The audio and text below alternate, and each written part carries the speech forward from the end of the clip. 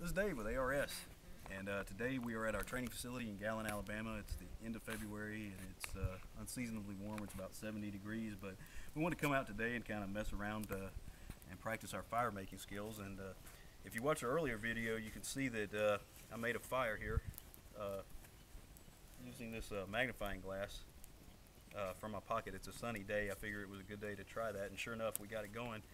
And I just want to talk a little bit about before you make a fire, some of the preparations you should make, and once you've got it built, once you've got flames, how do you keep it going? And what I did in our previous video, I used this hydrangea bark and some dried leaves that I collected to actually create an ember, which we then put into a big pile of dead leaves, and that gave us some flames, and that allowed us to start one of our fuzz sticks that I'd made earlier and get that burning. And now you can see I actually have flames and I have a pretty good bed of coals. Before I ever started doing this, the first thing I did is I cleared off a spot so that I could control basically the amount of flammable material around me. A survival situation is stressful enough without having to battle a forest fire, so I want to make sure I had nothing around me that could catch a spark or anything like that, so I can basically keep my fire exactly where I need it.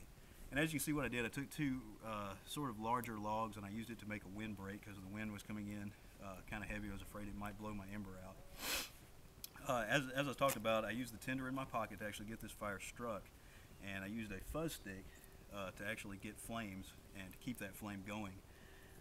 That's your two main parts of getting a fire started. You got to have tinder to catch the spark or whatever ignition system you're using, and then you need a little bit of this kindling, and this is actually a little bit too big. That's why I haven't burned it yet. But you need some kindling to catch the flame and actually give you some decent flames. And I got really lucky today. I found this great decomposing dried wood, and this stuff just burns, I mean, almost like paper or cardboard. So I'm kind of using that as my kindling to sort of build the fire from a small tinder fire up into a nice bed of coals. And I could use these coals if I build them up high enough and build the fire high enough and let them die down. I could actually cook on this right now if I wanted to, you know, if I fed it a little bit more. But let's say if it was colder out here, I could take my kindling, build it up into a nice fire, and then I'd start feeding it slightly larger pieces like this, bigger pieces of kindling. And eventually I'd work my way up into, you know, something like that, some bigger pieces of this good dry wood that I've found. And I could feed this thing all night with these and basically stay warm, purify water, cook food, whatever I needed to do. You know, even signal for help if I need to. I could load some some pieces of green shrubbery on it and make a lot of white smoke and use it to signal for help if I had to. But the point I want to make here is a lot of times in my column that I write, which is Urban Survival in Birmingham for Examiner.com, I talk about always do your prep work before you even think about starting a fire.